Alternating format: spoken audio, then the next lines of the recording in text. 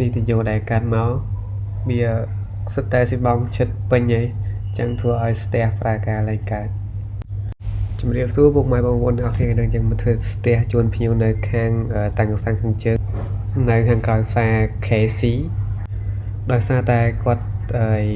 តផ្ទះឡើងទៅលើពី3ជាន់ទៀតចឹងទៅខាងជាងសំណងគាត់មិនប្រយ័ត្នគាត់ធ្វើឲ្យកបោចូលក្នុង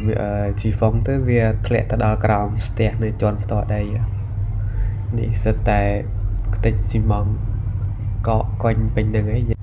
ដោយសារតែស៊ីម៉ងកកនៅក្នុងនឹងច្រើនយើងពិបាកក្នុងការយកវាចេញអញ្ចឹងយើងមានតែទៅបុកនៅក្នុងបន្ទប់ទឹកបន្ថែមដើម្បីស្រួលធ្វើការនេះស្ទះណែនចាស់នៅខាងក្នុងទៀតយើងយកវាចេញកើតទេមានតែវិធីមួយយ៉ាងគឺកាត់ទៅយកនឹងចោលតទៅយកសារថ្មី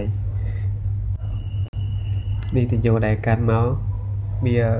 សិតតែស៊ីបងឈិតពេញហើយចឹងធ្វើឲ្យស្ទះប្រើការឡើងកើតទីមួយយ៉ាងគឺកាត់ទៅយកនឹងចោលតទៅយកសារថ្មីនេះទៅយកដែរកាត់មកវា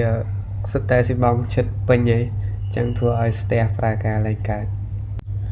សម្រាប់ពុកម៉ែបងប្អូនដែលមានបញ្ហាស្ទះបញ្ហាទឹកភ្លើងអាចតាក់ទងមកខ្ញុំបានគឺខ្ញុំទទួលធ្វើទាំងអស់បន្ទាប់ពីយើងជួសជុលរួចយើងក៏ធ្វើការតេស្តទឹកជូនគាត់ចាក់ទៅគឺទឹកហូរទៅវូហើយមានបញ្ហាស្ទះទៀតហើយខ្លាចតែ